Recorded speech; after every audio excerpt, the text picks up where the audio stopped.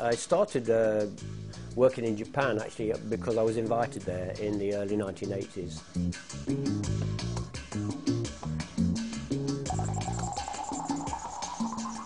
I had my small shop here in Covent Garden in London, and a Japanese man, a scout, fashion scout, came to me, and he'd been following a Italian designer, French designer, English designer, and he, luckily for me, chosen me to invite to Japan to meet some companies out there with a view to possibly licensing my name out there. I was like, wow, I'm going to this place called Japan, and even though it was economy and my knees were around my chin, and it took 18 hours, and it was just really exciting to go to this place. So I think the key, I honestly promise you, I think the key to my success has been the sheer love and enthusiasm of going there and not being fazed by the jet lag or the food. I think my approach was different to a lot of the others. First of all, that I was immediately willing to go 2, 3, 4 times a year.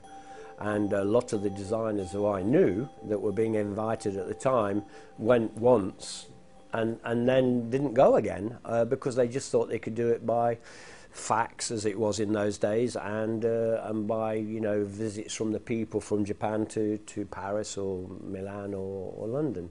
And but my way was like, well, I've got to understand how this is all working. So it was very much about sort of finding the niche and finding how you think your clothes could sell out there. It was sort of me immersing myself in the Japanese way in lots of different ways, like with the press, with the people, with interviews, helping them with the shop. So that was the difference. And so many people, unfortunately, just go and just think there's this magic wand will just turn their brand into a famous brand with lots of money, and it just is not like that. The key point about if you're going to Japan, or in fact China or Russia or India or anywhere, but let's talk about Japan, is that first of all, why? Why are you going? What's the point? Why would they need another whiskey?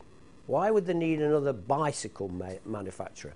Why would they need another graphic designer, product designer, fashion designer, textile designer?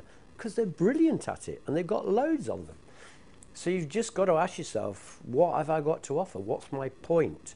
And don't expect it to happen just overnight.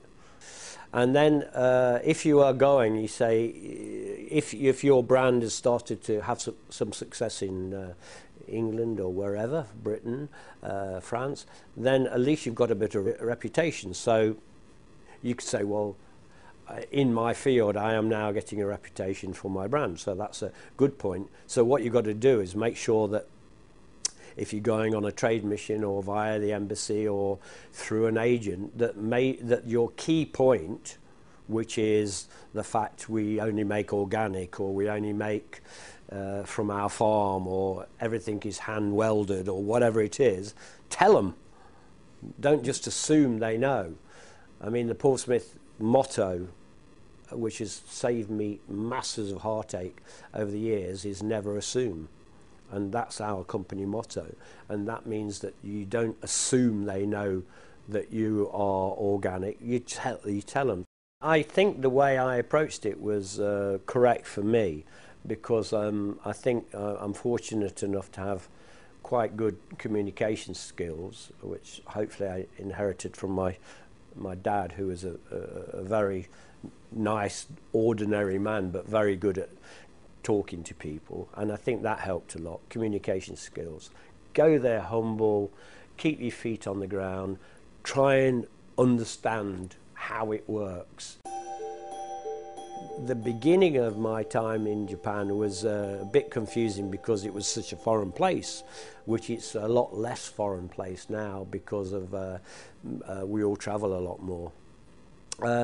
They quite hard to communicate as a race, because they're very polite, and they will often agree with you around a table, even though they don't necessarily agree.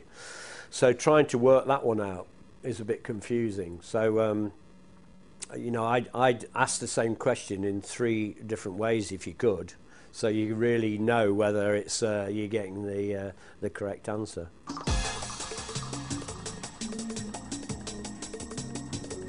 The key thing is you've got to have a point of view.